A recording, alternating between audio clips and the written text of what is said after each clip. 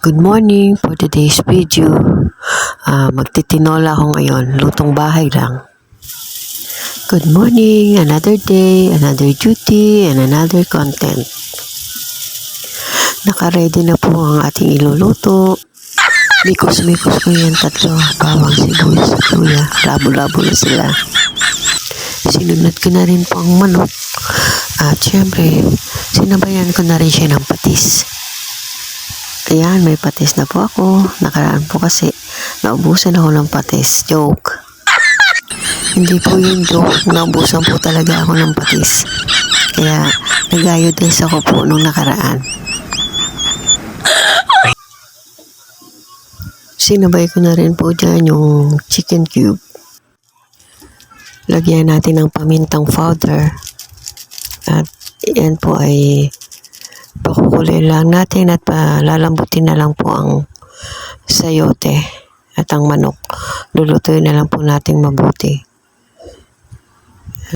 Salamat po sa panonood ng aking mga video, ng aking mga content. At kung nagustuhan niyo naman po, pa-like and share naman po ng aking mga video. At pa-follow na rin po ng aking page at ng aking YouTube channel. Pa-subscribe na lang po. Marie Peña Bets W Vlog. Thank you. Munti ka po makalimutan ang dahon ng sili. Kakapiraso na nga lang, makakalimutan pa. Papakuluin lang natin siyang mabuti. At lulutuin na lang yung sayote.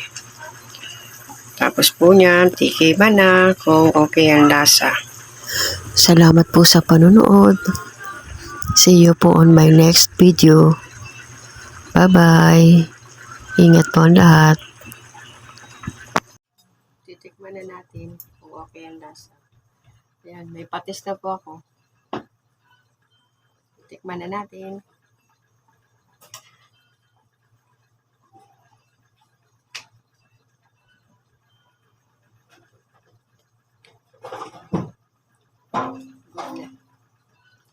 Ready to eat na po.